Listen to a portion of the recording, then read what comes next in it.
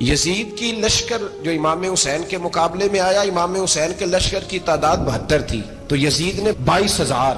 مجھے بتائیے 72 کا 22,000 سے کو مقابلہ ہوتا ہے؟ عمر بن سعد نے پھر عبید اللہ ابن زیاد کو لکھا کہ 22,000 بندے تھوڑے ہیں، کچھ بندے زیادہ بھیج. تو عمر بن سعد کو عبید اللہ ابن زیاد کہنے لگے کہ تو پاگل تو نہیں ہو گیا، 72 کے لشکر کا 22,000 بھیجا، اور کتنا بھیجوں؟ تو اس نے کہا تمہیں یہ نہیں پتا یہ لوگ کون ہیں؟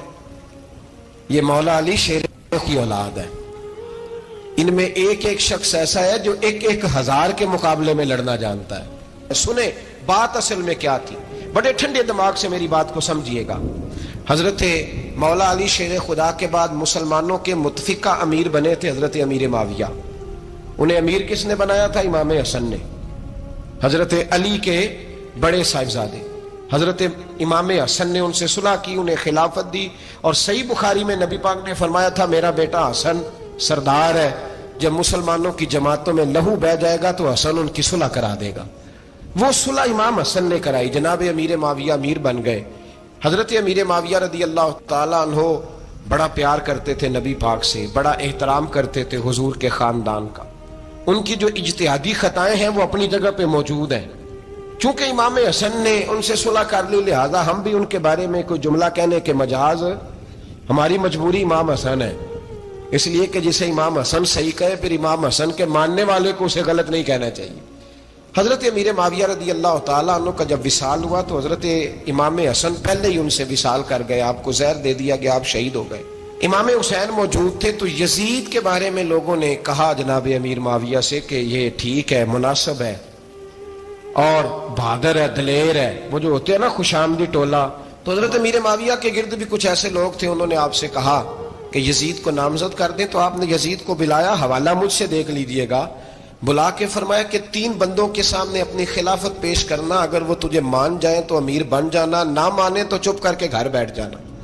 وہ 3 بندے کون ہیں؟ جناب عبداللہ ابن عباس، حضرت عبداللہ بن زبیر، اور امام حسین رضی اللہ تعالیٰ عنہ. یہ وصیت فرمائی جناب امیر معاویہ. ایک دن حضور گزر رہے تھے. اصل اس طرح تھا کہ یہ نبی پاک کا حجرہ تھا.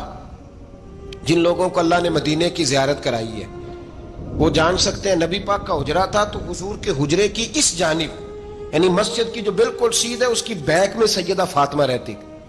تو حضور اکثر نہ نماز کے لیے جب نکلتے تو حضرت فاطمہ کے حجرے کے پاس سے ہو کر دوبارہ محراب میں جاتے. محبوب حجرے کے پاس سے گزرے تو امام حسین رو رہے تھے. تو حضرت فاطمہ نے کسی بات میں جھڑک دیا تو امام حسین رونے لگے. تو نبی پاک نماز کے لیے گئے تو واپس لوٹ آئے، اور واپس تشریف لا کے کہا فاطمہ حسین کو کیا ہوا؟ عرض کی یا رسول اللہ تنگ کر رہے تھے، میں نے ڈانٹ دیا ہے. کیا خوبصورت جملے ہیں حدیث پاک میں. سرکار نے فرمایا فاطمہ اس کو حسین کو نہ رونے نہ دیا کر، یہ جب روتا ہے نا تو میرے دل کو تکلیف ہوتی ہے. تو بی بی صاحبہ کہتی ہیں یہ حکم آیا نبی پاک کا میرے نام، پھر میں نے ڈانٹنا چھوڑ دیا. یہ ان کے فضائل تھے کم، ان کی تربیت خود نبی پاک نے فرمائی. ہوا یہ کہ یزید جب امیر بنا نا، 2-3 چیزیں ہوتی ہیں جب کسی بندے کو قابو کرنا ہوتا ہے، 2-3-4-5 چیزیں ایسی ہوتی ہیں جس سے بندہ قابو آتا ہے. تو اس نے بھی فوری طور پہ، یزید نے دیکھا میرے لیے مسئلہ کیا بن سکتا ہے. ولید بن عتبہ اس وقت مدینے کا گورنر تھا. یزید نے اس کو خط لکھا کہ امیر عرب کا رواج آج بھی ہے کہ جب تک نئے خلیفہ کی بیعت نہیں ہو جاتی پرانے کے انتقال کی خبر ہی نہیں دیتے، اس کو رکھے رکھتے ہیں. یہ ان کا طریقہ ہے. وہ کہتے ہیں کہ ولی عہد اچھی طرح قبضہ کر لے پھر بتائیں. حضرت امیر معاویہ کا وصال ہو گیا، بتایا نہیں. یزید نے اب کیا کیا، کیونکہ بڑا چلاک آدمی تھا، بڑا شاطر تھا، بڑا تیز تھا، اس نے ولید کو خط لکھا.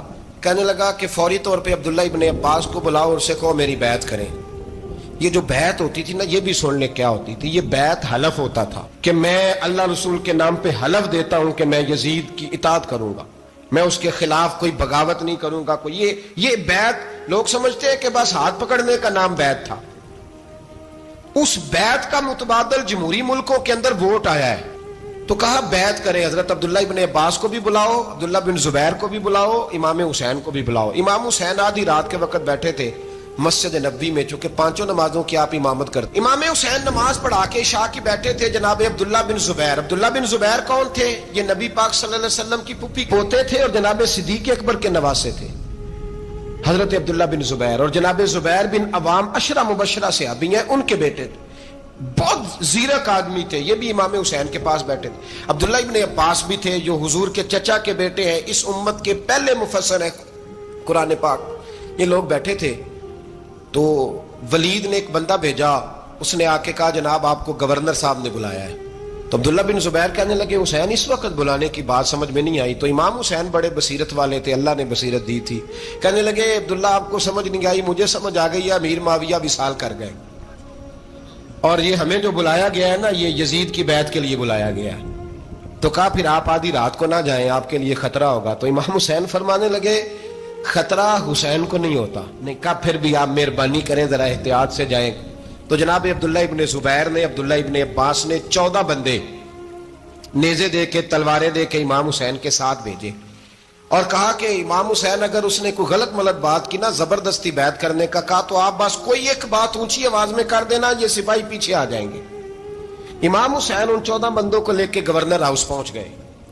جب آپ وہاں پہنچے اس نے بتایا، اس نے کہا جی حضرت امیر معاویہ انتقال کر گئے اور آپ نے یزید کی بیعت کرنی ہے۔ تو امام حسین فرمانے لگے میں چھپ کے بیعت نہیں کروں گا، مجمع لگاؤ، جمعے والے دن اعلان کرو، جو طریقہ ہے حضرت ابوبکر صدیق کا، جو طریقہ ہے حضرت عمر فاروق کا، جو انداز حضرت عثمان غنی کا ہے، جو مولا علی کا ہے، سر عام اعلان کرو، اگر ساری دنیا یزید کی بیعت کرے گی تو میں بھی تیار ہوں۔ تم مجھ سے بیعت لے کے پھر لوگوں کو بتانا چاہتے ہو کہ حسین بیعت کر رہے ہیں تو تم کیوں نہیں کر رہے؟ میں عام آدمی نہیں ہوں، لہذا چھپ کے بیعت نہیں کرتا۔ جب یہ بات کی نا تو ولید بڑا نرم دل تھا اور امام حسین کی شان کو جانتا تھا، وہ جانتا تھا یہ نبی پاک کا خاندان ہے۔ اس نے کہا جی مجھے تو حکم تھا، باقی آپ حضور کے نواز ہیں، میں کر کچھ۔ وہاں ایک بڑا بدبخت شخص بیٹھا تھا عبد الملک بن مروان، وہ ولید سے کہنے لگا کہ اگر حسین آج تمہارے ہاتھ سے نکل گئے تو تمہارے لیے بہت بڑا مسئلہ کھڑا ہو جائے، انہیں جانے نہ دینا، یا بیعت کراؤ یا ان سے کہو جنگ کے لیے تیار ہو۔ تو حسین رضی اللہ تعالیٰ عنہ کے کانوں میں آواز گئی تو فرمانے لگے ابن مرجانہ اگر تیرے اندر جرت ہے تو آ سامنے حسین کے، اس کے کانوں میں باتیں نہ کر، کانا پھوسی نہ کر، باہر آ میدان میں، شرارت نہ کر، باہر آ، میں تمہیں ابھی بتاتا ہوں کہ حسین سے مقابلہ کرنے کا انجام کیا ہے۔ یہ کہہ کہ امام حسین باہر نکلے، اپنے بھائی محمد بن انفیہ کو بلایا، عبداللہ بن زبیر، عبداللہ ابن عباس، ڈھیر سارے لوگ اکٹھے ہو گئے، فرمایا یہ معاملہ ہے، اب کیا کرنا ہے؟ تو وہ کہنے لگے حضور وقت ابھی مناسب نہیں ہے، آپ اس طرح کریں یہاں رکے، ہم مکے سے، عراق سے، کوفے سے لوگوں کو بلاتے ہیں، یہاں ایک بڑی مجلس مشاورت قائم کرتے ہیں۔ امام حسین فرمانے لگے اگر تم مشاورت قائم کرو گے تو ولید اور عبد الملک بن مروان وہ تو جنگ کرنے کو تیار ہے، اور نبی پاک نے فرمایا ایک مینڈا ہوگا جس کی وجہ سے مدینے کی گلیوں میں لہو بہے گا۔ فرمانے لگے میں وہ بکرا، وہ مینڈا نہیں بننا چاہتا۔ کہا پھر آپ کیا کریں گے؟ تو امام حسین رو پڑے، فرمانے لگے میں مدینہ چھوڑ جاؤں گا لیکن مدینے کی حرمت پامال نہیں ہونے دوں گا۔ امام علی مقام آدھی رات کے وقت نکلے، سیدہ فاطمہ کا دروازہ ایک اس دن تھا جس دن حضرت مولا علی کوفے چلے گئے تھے، اور دوبارہ آج تالا لگا جب امام حسین نکلے، آپ جنت البقیع کے پیچھے کھڑے ہو کے حضور کا روضہ دیکھنے لگے۔ اس وقت گنبد تو نہیں ہوتا تھا، روضہ دیکھنے لگے، نانا تیرے کرم کے خزینے کی خیر ہو، میں جا رہا ہوں تیرے مدینے کی خیر ہو۔ سارا خاندان لے گئے، مکے تشریف لے گئے، حج کے ایام قریب آنے والے تھے۔ امام حسین نے وہاں لوگوں سے باتیں کی۔ جب امام حسین وہاں پہنچے تو کوفے سے خط آنے لگے۔ کوفہ حضرت علی کا دارالخلافہ تھا، وہاں آپ کے محبین، پیار کرنے والے ڈھیروں تھے، انہیں خط لکھے کہ حضور آپ چپ کر کے بیٹھے ہوئے ہیں اور ہمارے اوپر یزید مسلط ہو گیا ہے، آپ اگر میدان میں نہیں نکلیں گے، آپ نہیں آئیں گے تو ہم اللہ کی بارگاہ میں شکوہ کریں گے کہ کوئی ہماری کمان کرنے کو تیار ہی نہیں ہوا۔ اور وہ خط 1 2 3 نہیں آئے، وہ خط اتنے تھے کہ 3 بوریوں میں بھرے تھے امام حسین، 3 بوریوں میں۔ اب مجبوری ہو جاتی ہے، حق کے لیے کئی دفعہ بات کرنا مجبوری ہوتی ہے، اگر نہیں کرے گا تو پھر اس کو بھی قبر میں جواب دینا پڑے گا۔ امام علی مقام رضی اللہ تعالی عنہ نے مکے میں اب لوگوں کو جمع کیا مشورے کے لیے۔ ہر بندے نے کہا حضور وہ بلا تو رہے ہیں پر اپنے وعدوں کے پکے؟ کہا حضور وہ پکے نہیں، آپ نہ جائیں۔ ہر بندے نے کہا حالات ٹھیک نہیں، حالات گراؤنڈ ریالٹی صحیح نہیں، یہی مشورہ آج بھی ہر بندہ دیتا ہے، ابھی حالات نہیں۔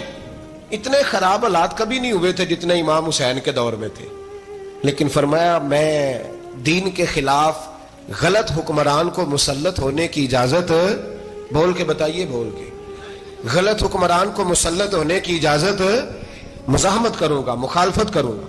امام کہنے لگے کوئی بات نہیں، وہ میرے ساتھ چلے نہ چلے لیکن میں کوفے جاؤں گا، وہ لوگ میرے ساتھ کھڑا ہونے کو تیار ہے تو وہ جھوٹ ہے یا سچ ہے پر میں چلوں گا۔ جب امام علی مقام نے اصرار فرمایا تو جو آپ کے قریبی صحابہ کرام کی اولادیں تھی ساری، یہ بھی اب بیماری ہے، کچھ لوگ کہتے ہیں جی صحابہ نہیں ساتھ چلے، تو میں کہتا ہوں اہل بیت نبوت کے تو کل افراد 21 تھے، تو 72 میں باقی اولادیں کس کی تھی؟ وہ ساری صحابہ کی اولادیں تھیں، وہ سارے، پتہ نہیں کیوں اس طرح کا فلسفہ بیان کیا جاتا ہے جس میں حالات خراب ہو۔ حضرت سیدنا امام علی مقام کو جب بہت زیادہ کہا گیا نا تو امام حسین رضی اللہ تعالیٰ انہوں نے فرمایا چلو میں ایک کام کرتا ہوں، مسلم بن عقیل کو بھیجتا ہوں، حضرت علی کے بھتیجے ہیں، امام حسین رضی اللہ تعالیٰ عنہ کے چچا کے بیٹے ہیں، حضرت عقیل کے صاحبزادے مسلم بن عقیل بڑے سمجھدار آدمی تھے، معاملہ فہم تھے، بڑے جری تھے، اتنا زبردست مشورہ کم لوگ دیتے ہیں جتنا حضرت مسلم بن عقیل دیتے تھے۔ ان کو بھیجا گیا کوفے۔ اب اس میں بڑی تفصیل ہے، وہ اپنے 2 بچے بھی لے گئے۔ جب وہ کوفے پہنچے نا تو کوفے پر جناب نعمان بن بشیر کی حکومت تھی، آپ گورنر تھے اور اہل بیت سے بڑی عقیدت رکھنے والے، نرم رویہ۔ عبید اللہ ابن زیاد کوفے کا گورنر نہیں تھا، یہ کسی اور علاقے کا تھا۔ جب آپ وہاں پہنچے تو نعمان بن بشیر نے دیکھا کہ حضرت مسلم بن عقیل آئے ہیں تو لوگ دوڑے ان کی بیعت کرنے، بھاگے، اتنے لوگ جمع ہوئے کہ ایک دن میں 17,000 آدمی نے بیعت کر لی۔ کتنے بندے جی؟ 17,000 آدمی ایک دن آیا۔ اب وہ جو امام مسلم بن عقیل کے وہاں نعرے لگانے والے تھے کہنے لگے حضور یہ پہلے دن کی کارکردگی ہے، 2-4 دن میں دیکھیے کیا ہوتا ہے۔ 2-4 دن میں کیا ہوا؟ 40,000 آدمی نے بیعت کر لی۔ اب وہ 40,000 بندہ تیار ہو گیا۔ ادھر سے جو یزید کے وفادار تھے انہوں نے خط لکھا یزید کو کہ تو نے بڑا نرم آدمی گورنر بنایا ہے اور 40,000 بندہ چلا گیا حسین کی طرف، اگر ایک دن مسلم بن عقیل اور رہے تو جو تمہارا گورنر بیٹھے ہیں نا جناب نعمان بن بشیر، ان کو گورنر ہاؤس سے نکال کے مسلم بن عقیل قبضہ کر لیں گے، تو چپ کر کے بیٹھا ہے۔ یزید بڑا تیز تھا، اس نے ایک آدمی گھوڑے پہ دوڑایا۔ عبید اللہ ابن زیاد ایک اور علاقے کا گورنر تھا پر بڑا ظالم سا بدماش تھا، بڑا سخت گیر آدمی تھا۔ اس کو کہا کہ تو پہلے ایک صوبے کا گورنر ہے، جا تجھے دوسرا صوبہ بھی دیا۔ اس طرح کار فوری طور پہ کوفے پہنچ اور جا کے مسلم بن عقیل کو گرفتار کر، جو آدمی ان کا ساتھ پھر بھی دے اسے قتل کر دے۔ اس نے کیا کیا؟ وہ آدھی رات کو آیا، منہ چھپایا، جبہ پہنا، لوگ سمجھے امام حسین آ گئے۔ بہت سارے لوگوں نے اس کے نعرے بھی لگائے۔ وہ چپکے سے داخل ہوا اندر، اور چپکے سے داخل ہو کے اس نے سب سے پہلا کام یہ کیا کہ نعمان بن بشیر رضی اللہ عنہ کو معزول کیا، کوفے کے گورنر ہاؤس پہ قبضہ کیا۔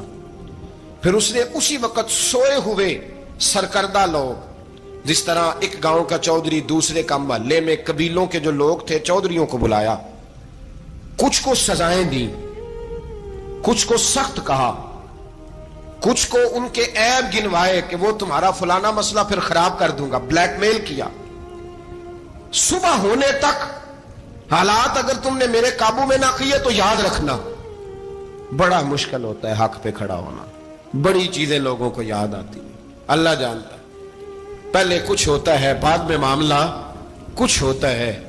حضرت مسلم بن عقیل کے ساتھ جس دن عبید اللہ ابن زیاد آیا 40,000 کا لشکر تھا۔ اگلے دن صبح ہوئی، اگلے دن تو یہ حال ہو گیا کہ آپ جب کوفے کی جامع مسجد میں زور کی نماز کے لیے گئے تو 5-7 ہزار آدمی نماز پڑھنے آیا، اور جب مغرب کا وقت آیا تو لوگوں نے چند ہزار لوگ رہ گئے، نماز کی نیت باندھی۔ توجہ کرنا میری بات پہ، ایک مسئلہ بھی سمجھ میں آئے گا۔ لوگوں نے نماز کی نیت باندھی تو حضرت مسلم بن عقیل امامت کر رہے ہیں، ہاتھ باندھے ہوئے ہیں، تو بہت سارے لوگوں نے پیچھے ہاتھ چھوڑ دیے۔ ایک بندے نے دوسرے سے پوچھا وہ ہاتھ کیوں نہیں باندھتے؟ کہنے لگے اگر عبید اللہ ابن زیاد کے کسی بندے نے دیکھ لیا نا تو ہم اسے کہیں گے ہم تو نماز پڑھ ہی نہیں رہے تھے، ویسے ہی کھڑے تھے، ہاتھ ہی نہیں باندھے سرے سے۔ جب نماز کی امامت باندھی تو 10-11 صفیں تھیں۔ جب مسلم بن عقیل رضی اللہ تعالیٰ عنہ نے سلام پھیرا تو پیچھے بندہ ہی کوئی نہیں تھا۔ حضرت مسلم بن عقیل کو گرفتار کیا گیا۔ عرب کا رواج تھا دشمن کو سخت سزا دیں تاکہ باعث عبرت بنے۔ بہت اونچا مینار تھا کوفے کا، گورنر ہاؤس کا اوپر لے جا کے جناب مسلم بن عقیل کو زمین پہ گرایا گیا، اور جب وہ شہید ہو گئے تو شہید ہونے سے ایک رات پہلے وہ خط لکھ چکے تھے امام حسین کو کہ آپ آ جائیں، حالات بڑے اچھے ہیں۔ خط ملا تو امام حسین مکے سے کوفے کی جانب چل پڑے۔ امام علی مقام رضی اللہ تعالیٰ عنہ جب چل پڑے، تشریف لا رہے تھے تو رستے میں فرزق شاعر ملا، بڑا محب اہل بیت تھا۔ رستے میں ملاقات ہوئی، اللہ اکبر، حضرت مسلم بن عقیل جب گرایا شہید ہو گئے تو پھر اس نے اس طرح کیا کہ آپ کی لاش کو لٹکا دیا چوک میں۔ لوگ دیکھتے تھے تو عورتیں بچوں کہتی تھی تو نے باہر نہیں نکلنا، ہم نے نہیں امام حسین کے ساتھ چلنا، بس بڑا خوف ہے، کوئی بندہ نہ باہر نکلے، کوئی نہیں ضرورت ہمیں، حالات بہتر ہوگی تو دیکھی جائے گی۔ آج کتنے لوگ ہیں، کتنی دیگیں پکی، کتنی نیازیں بٹی، کیا کچھ ہوا؟ آپ ناراض نہ ہونا، میں آپ میں سے ہوں، آپ مجھ سے ہیں، یہ بات آپ کی نہیں میری سب کی ہے۔ آج بھی اگر امام حسین کے نام پہ جان دینے کی باری آئے گی تو دیگیں ہی رہ جائیں گی۔ ناراض تو نہیں ہو گئے آپ لوگ؟ فٹافٹ مائیں کہیں گی باہر نہیں جانا، بالکل پتر سانو کی لگے، سارا دن کوئی ہمارے لیے؟ وہ پیر صاحب تو کرتے رہتے ہیں باتیں، ان کا تو کام ہے، خبردار ہم نے نہیں جانا۔ دیگیں دینے کو سارے تیار ہیں، جانے دینے کو تیار ہونا۔ ناراض ہو گئے آپ لوگ؟ چلو کوئی نہیں، ہو جاؤ، خیر صلی اللہ ہے، بات تو ٹھیک کر رہا ہوں نا۔ حضرت امام حسین رضی اللہ تعالیٰ عنہ نے فرزق شاعر رستے میں ملا تو امام حسین کو کہنے لگا کہاں جا رہے ہیں؟ فرمایا میں کوفے جا رہا ہوں۔ کہنے لگا حضور نہ جائیے گا، لوگوں کے دل آپ کے ساتھ ہیں، تلواریں آپ کے ساتھ نہیں۔ سیدنا امام حسین رضی اللہ تعالیٰ عنہ کو آ کے کہا حضور وہ سارے کوفے والے مانتے ہیں کہ بات حسین کی ٹھیک ہے لیکن آپ کی سپورٹ نہیں کریں گے۔ اور اگلی بات فرزق نے یہ کی کہ حضور میں حضرت مسلم بن عقیل کی لاش کو لٹکی ہوئی دیکھ کے آیا ہوں کوفے کے چوک میں۔ بڑا ہی خوبصورت فکرہ ہے امام حسین کا۔ فرمانے لگے میرا بھائی لٹکا ہوا تھا، کہیں کسی کے آگے جھکا تو نہیں تھا؟ لٹکا ہی تھا نا، کہیں جھکا تو نہیں کسی کے آگے؟ کہا حضور نہیں۔ تو آپ فرمانے لگے اگر مسلم بن عقیل لٹک گیا تو حسین بھی لٹک جائے گا، لیکن جھکے گا۔ حضرت امام حسین تشریف لائے، بچوں سمیت آئے۔ حر بن یزید ایک شخص تھا، حر بن یزید ایک مختصر سا لشکر لے کے اس نے امام حسین کو ایک جگہ پہ روکا، پھر دوسری جگہ پہ روکا، بالآخر تیسری جگہ پہ روکا تو امام حسین نے فرمایا جگہ کون سی ہے؟ کہا حضور کرب و بلا۔ فرمایا بس یہی خیمے لگا دو، یہی۔ حضرت سیدہ زینب نے پوچھا امام حسین سے کہ سارے زمانے نے روکا ہے، ٹھیک ہے آپ حق پہ ہیں، یہ بھی سب نے کہا آپ حق پہ ہیں، پر روکا بھی سب نے، آپ روکے کیوں نہیں؟ تو ابن کثیر اور ابن اسیر لکھتے ہیں کہ امام حسین رو پڑے، کہنے لگے بہن میں رک جاتا پر میں نے رات کو نانا مصطفیٰ کو خواب میں دیکھا ہے۔ تو حضور نے فرمایا حسین اگر آج یہ رواج پڑ گیا نا یزید جیسے لوگوں کا تو قیامت تک پڑا رہے گا، پھر لوگ کہیں گے کوئی نکلا نہیں تھا تو ہمیں بھی نکلنا، پھر لوگ ظالموں کے سامنے گردنیں جھکانے کے عادی ہو جائیں۔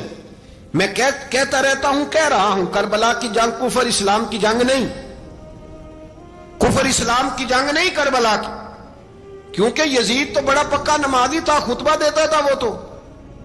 جب امام حسین رضی اللہ تعالیٰ عنہ نے کربلا کے میدان میں جمعے کا دن تھا تو یزید کے سامنے کو بات کرنی شروع کی، عمر بن سعد کے سامنے، تو عمر بن سعد کہنے لگا حسین زیادہ باتیں نہ کر، ہمارا جمعہ لیٹ ہو رہا ہے، جنگ کے لیے تیار ہو، فٹافٹ آ۔ اہل بیت نبوت کو قتل کریں گے اور قتل کے بعد پھر نماز پڑھیں گے اور پھر کہیں گے اللہم صلی علی محمد وعلی آل محمد، اسی نماز میں پھر درود بھی پڑھیں گے۔ یہ کیسا مرتبہ ہے، کیسا انداز ہے، دوستی قاتل سے بھی مقتول سے یارانہ بھی۔ امام حسین نے حر بن یزید امام حسین سے کہنے لگا مجھے حکم ہے آپ کو روکنے کا، آپ آگے نہیں جا سکتے۔ امام صاحب نے فرمایا وجہ؟ زمین اللہ کی ہے۔ اس نے کہا آپ بیعت نہیں کر رہے، یزید کی حالات آپ کے حق میں درست نہیں ہیں، آپ نہیں جائیں گے۔ امام روک گئے۔ ظہر کی نماز کا وقت ہوا تو حضرت علی اکبر امام حسین کے بڑے صاحبزادے انہوں نے اذان ظہر پڑھی تو حر بن یزید کے لشکر نے امام حسین کے پیچھے نماز ادا کی۔ کہا بھئی تم مقابلے میں آئے ہو نماز پیچھے پڑھتے ہو؟ کہا حضور مقابلہ تو تلواروں سے کر رہے ہیں پر ہمارا دل تو مانتا ہے نا کہ مصطفیٰ کا نواسہ بڑی شان والا ہے۔ حر بن یزید نے 3 نمازیں لشکر سمیت امام حسین کے پیچھے پڑھی ہیں، 3 نمازیں، ظہر اثر اور مغرب۔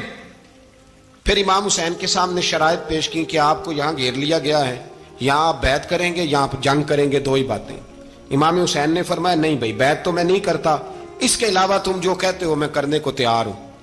اس نے خط لکھا، عبید اللہ ابن زیاد کو ایک بندہ دوڑایا پیچھے کوفے، چند میل پہ کوفہ تھا، کہا وہ نہیں مان رہے، کیا کرنا ہے؟ تو حسین ابن علی ہے، میں زیادہ دیر انہیں روک بھی نہیں سکتا۔ انہوں نے پیغام دیا حر بن یزید کو کہ کرنا کچھ بھی نہیں، ان کا پانی بند کر دو، بلیک میل کرو، کھانا پانی نہیں ملے گا، چھوٹے چھوٹے بچے ہیں، خود ہی مان جائیں گے۔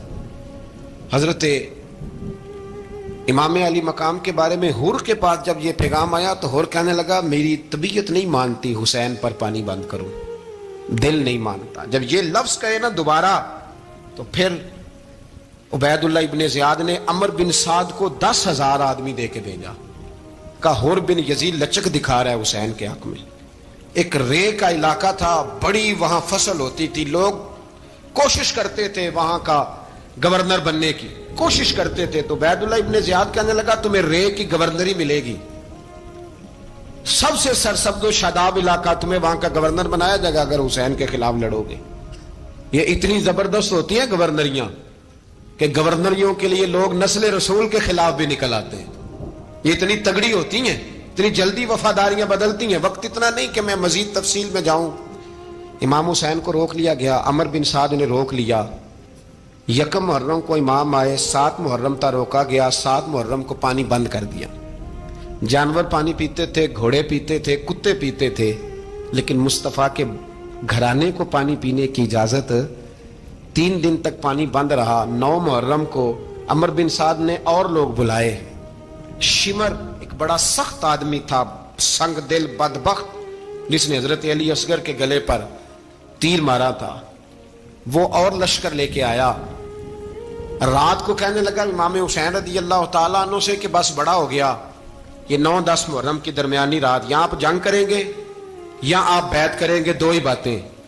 امام حسین اندر گئے، سیدہ زینب سے مشورہ کیا، باہر آئے، فرمایا بات وہی ہے جو پہلے دن والی ہے۔ امام حسین رضی اللہ تعالیٰ عنہ نے فرمایا بھائی بیعت تو میں نہیں کرتا، باقی جو تمہارا پروگرام ہے۔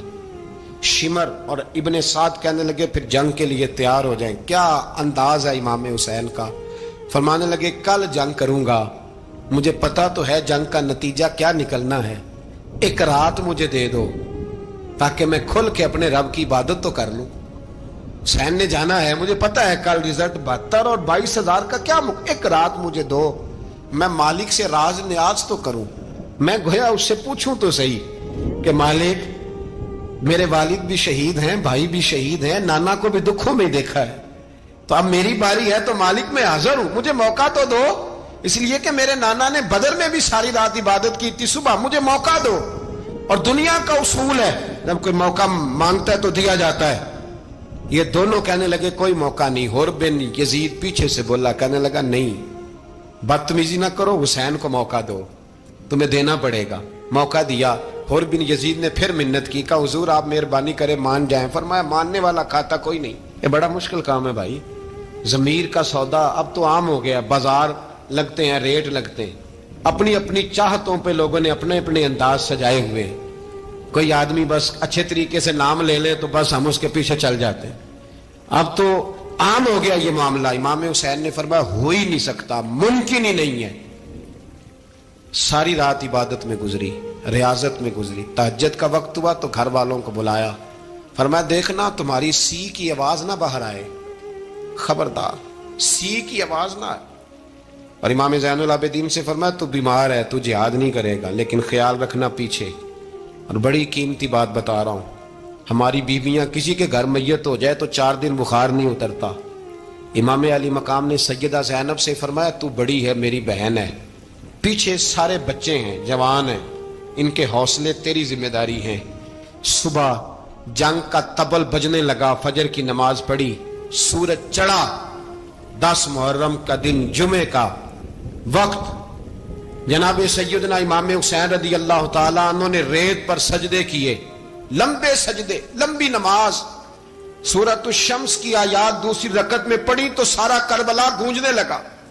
کیا انداز تکلم تھا امام علی مقام کا۔ نماز مکمل ہوئی تو حر بن یزید، عمر بن سعد اور شیمر سے کہنے لگے واقعی حسین سے لڑو گے؟ پتہ نہیں کون ہے، कुल ला सालुकुम अलैहि अजरन, तुमने नहीं पढ़ा? इल्लल मवद्दत फिल कुर्बा, तुम्हारी आंखें बंद है।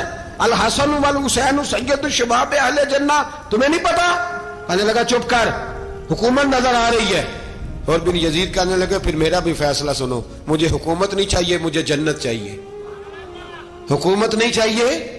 इमाम हुसैन की पहली फतह देखें, और बिन यजीद एड़ी लगा के ना यजीद के लश्कर से निकल के इमाम हुसैन के लश्कर में शामिल हो गया। और पहला शख्स जिसने इमाम हुसैन को रोका, इमाम हुसैन के नाम पर पहला सर भी इसी शख्स ने कटाया है। लेकिन यजीद की कब्र पे लानत भी कोई नहीं बरसाता, उसका महल था बहुत बड़ा। लेकिन जब लोग करबला में इमाम हुसैन को सलाम करने जाते हैं तो कदमों में और बिन यजीद का मजार भी बना हुआ है, उसको भी सलामी दी जाती है। और अब हम अकेला हुर बिन यजीद नहीं कहते, हम कहते हैं हुर बिन यजीद रदी अल्लाह ताला। अब हम इतनी ताजीम करते हैं उस हुर की। जनाबे इमाम हुसैन को मैदान में खड़ा किया गया, जिहाद का तबल बजा, पहले खुद्दाम आए। और सुन लो, आज वो पता नहीं बाजारी से लोग चढ़ गए हैं स्टेजों पे, बाजारी से, ना चेहरे पे दाढ़ी है ना सर पे कोई कपड़ा है, बाजारी लोग हैं, भाग रहे हैं, बाजू चढ़ाए हुए हैं, बटन खोले हुए हैं, तमाशा बना दिया। सुनने वालों का भी अल्लाह ही हाफिज है। वो स्टेज पे ये अहले बैत की शान बयान करता है, भाग के उधर जाता है। ये कोई तरीका है? सुनने वालों का भी अजीब अंदाज है, हर बंदे को सुनने बैठ जाते हैं। दीन मुहज्जब है, तहजीब वाला है, दलाइल रखता है, दीन वकार रखता है, ऐसे लोग अब दीन बयान करेंगे। हजरत सैयदना इमाम हुसैन रज़ी अल्लाह ताला अन्हु सुबह जब जिहाद का वक्त आया, पता है कौन कौन थे करबला में? इमाम हुसैन के साथ इमाम हुसैन के 4 भाई थे करबला में। कितने? बोल के बताएं। हजरत अली के 4 बेटे, अब्बास बिन अली, जिनको हजरत अब्बास कहा जाता है ना, अलमदार, ये हजरत अली की दूसरी ज़ौजा में से अब्बास बिन अली भी थे, और अबू बकर बिन अली भी थे, उमर बिन अली भी थे, उस्मान बिन, ये हजरत अली के बच्चों के नाम है। ये आपके शहजादे इमाम हुसैन के साथ शहीद हुए। इनका नाम सिर्फ इसलिए नहीं लिया जाता कि इनका नाम खुलाफाए सलासा के नाम पे, हजरत अली ने अपने यारों के नाम पे रखा है, तो तुमने करबला के मैदान से खारिज कर दिया। ये तीनों शहजादे हजरत जनाब सैयदना इमाम हुसैन के साथ थे, ये भी शहीद हुए। हजरत जनाब ज़ैनब इमाम हुसैन की सगी बहन है, इनके 2 बच्चे थे, औन और मोहम्मद। जब इमाम हुसैन मैदान में जाने लगे तो जनाब ज़ैनब बच्चों से कहने लगी, ना पहले भाई नहीं जाएगा, पहले भांजे जाएंगे। 2 बच्चे शहीद हुए। हजरत कासिम बिन हसन इमाम हसन के बेटे थे। वो जब मैदान में जाने लगे तो इमाम हुसैन ने कहा, नहीं भाई तू नहीं जाएगा, तू मेरे भाई की निशानी है, मैं जाऊंगा। तो हजरत कासिम बिन हसन ने एक तावीज खोल के दिया। अब्बा जी, मेरे वालिद ने कहा था जब बड़ी मुश्किल आ जाए तो तावीज खोल के देखना। तो आज बड़ी मुश्किल आई है तो मैंने तावीज खोला है, तो ये देखें क्या लिखा है। ये तो रुका है, तावीज है ही नहीं। जब खोल के देखा तो उस पर लिखा था, कासिम अगर हुसैन पे कोई कड़ा वक्त आ जाए तो बेटे के आगे आगे रहना, अगर कड़ा वक्त मेरे भाई पे कभी आ जाए ना, देखना इसके आगे आगे चलना, इसे हसन की कमी ना महसूस हो। भाइयां जिहा साक नहीं कोई जे विच खार ना होवे। सैयदना इमाम हुसैन पहली दफा करबला में उस वक्त रोए जब ये रुका। आपने देखा तो फरमाया, ठीक है, अगर हसन की ये वसीयत है तो मैंने जिंदगी में अगर उनकी हर बात मानी है, अब भी मानूंगा, तुम्हें इजाजत है। जनाब कासिम बिन हसन 16 साल का जवान जब मैदान में निकले तो हाय हाय पता नहीं कहां से आ गई है। इमाम कासिम बिन हसन जब मैदान में निकले तो तबरी से लेकर अल्लामा अबुल हसनात साहब सबको पढ़ के तो देखो, 3 दिन की प्यास है, शदीद आजमाइश है, दुख है, तकलीफें हैं, फिर भी पहली दफा जब मैदान में गए हैं, वापस आए हैं, 19 लोगों को कत्ल करके वापस आए। सुनाओ किस्सा खैबर को, तमामी अपने बच्चों को। अली की दास्तां सुन के दिलों से डर निकलता है। अली की दास्तां सुन के दिलों से, ये जो बच्चे डर रहे हैं ना, वो चिमगादड़ आ गई, काकरोच आ गया, ये खौफ निकल जाएगा अगर हजरत कासिम बिन हसन की बात सुनेंगे। दर्जनों लोग आपने कत्ल किए। एक दफा आए, कहा चाचा यजीद का लश्कर तो बड़ा ही बुज़दिल है, अगर चंद कतरे पानी मेरे हलक से गुजरे तो मैं सारे काट के ले आऊंगा आपके पास, चंद कतरे। लेकिन थोड़ी देर गुजरी, अमर बिन साद कहने लगा, अकेले अकेले जाओगे तो अली का पोता है, یہ سب کو مار دے گا، کٹھے جاؤ، چاروں جانب سے تیر برسے۔ ایک تیر لگا آ کے گردن کے پیچھے، بس جناب سیدنا قاسم بن حسن گھوڑے سے نیچے گرے تو جناب زینب حوصلہ کر کے آنسو سمیٹ کے کہنے لگی میں دیکھ رہی ہوں پردے کے پیچھے سے حسین میرے بھائی کا بیٹا گر گیا ہے، جا اسے اٹھا کے لا۔ حضرت امام حسین ان کو اٹھا کے لائے تو امام حسین نے سینے سے لگایا ہوا تھا تو ان کے پیر، ان کا قد لگتا تھا امام حسین سے زیادہ ہے، اٹھا کے لایا، لٹا دیا گیا۔ امام حسین کے اپنے بڑے بیٹے میدان میں نکلنے کو، علی اکبر نام ہے، جب جن لوگوں نے حضور کو نہیں دیکھا تھا وہ جب کہتے نا ہم نے نبی پاک کا دیدار نہیں کیا تو بتاؤ کس طرح کے تھے، تو بتایا جاتا تھا کہ جناب علی اکبر کا دیدار کرو، ہم شبیہ مصطفیٰ۔ اور جب وہ گلیوں میں نکلتے تھے تو عورتیں چھتوں پہ چڑھ جاتی۔ جناب علی اکبر رضی اللہ تعالیٰ عنہ تلوار لے کے میدان میں نکلے، جوان بیٹے دینے بڑے مشکل۔ او یارو رٹا کیا ہے یہ تو بتاؤ، کہ ظالم آدمی حکمران ہے یار، یہ رٹا ہے، ایک ظالم کا رستہ روکنا ہے، اس رٹے کے لیے ہم شبیہ مصطفیٰ۔ جناب سیدنا امام علی اکبر میدان میں نکلے، بڑے لوگ مارے، بڑے، پھر ایک تیر ان کے بھی گلے میں لگا، اور جب وہ گرے نا زمین پہ تو حضرت امام حسین دوڑ کے آئے، دوڑ کے، اور جب تشریف لائے تو ان کے گلے سے تیر کھینچا تو ایک جملہ لکھا ہے صاحب تبری نے، اس نے حد کر دی، کہنے لگے تیر کھینچا تو امام حسین کی آنکھوں میں آنسو آئے، کہنے لگے کاش جناب ابراہیم آج میرے سامنے ہوتے تو میں انہیں کہتا کہ آپ نے تو بیٹا ذبح کرتے وقت آنکھوں پہ پٹی باندھی تھی، دیکھو میں کھلی آنکھوں سے بچے ذبح کر رہا ہوں، کھلی آنکھوں، کاش جناب ابراہیم خلیل ہوتے تو انہیں کہتا۔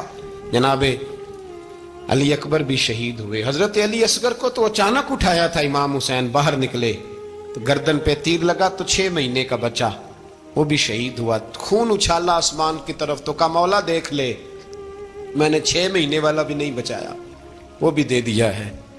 پھر حضرت عباس کو بیٹیوں نے کہا کہ اب نہ، کچھ کہتے ہیں پہلے شہید ہوئے، کچھ نے لکھا بعد میں، کہ اب ہم سے پانی کے بغیر نہیں رہا جاتا، تو جناب عباس پانی کا مشکیزہ لے کے نکلے باہر، ایک ہاتھ کٹا، دوسرے پہ مشکیزہ وہ بھی کٹا، پھر پانی تو بھر لیا تھا لا نہ سکے، پھر گردن کٹی تو شہید ہوئے۔ بچوں کی بھی شہادت ہوئی، پر جب ان کا لاشا اٹھایا تو امام حسین کہنے لگے مولا اب نہ حسین کی کمر کمزور ہو گئی ہے، اب کمزور ہو، اور بھائی ایک میت ہو جائے تو 4-5 دن تو پوری آنکھیں نہیں کھلتی، کیسا جری خاندان ہے۔ تھوڑی دیر گزری تو امام علی مقام نے پٹکا باندھا، سر پہ دستار باندھی، مولا علی کی تلوار پکڑی، نبی پاک کا امامہ باندھا اور گھوڑے پہ سوار ہوئے تو کہنے لگے زینب گھر تیرے حوالے اور میں اللہ کے حوالے، گھر تیرے حوالے اور میں، اور پھر امام حسین نکلے، امام علی مقام نکلے۔ راوی کہتے ہیں کہ یہ جلوہ پہلے بھی بڑے سونے تھے پر آج جو رنگ دیکھا وہ کبھی نہیں دیکھا، کیا انداز تھا، جدھر جاتے نعرہ لگاتے تو حد ہو جاتا۔ اتنے لوگ امام حسین نے کاٹے، اتنے کاٹے، پھر واپس پلٹ کے آئے اور کہنے لگے زینب ذرا پردے کے پیچھے سے دیکھ تو صحیح میری بہن، ان بزدلوں کو جرت ہی نہیں ہو رہی حسین کے مقابلے میں آنے، ایک دوسرے کو دھکا دیتے، تو جا تو جا، پھر اکٹھے وار ہوئے۔ یہ کون ہے کٹا ہوا، لباس ہے پھٹا ہوا، یہ بال یقین حسین ہے، نبی کا نور عین ہے۔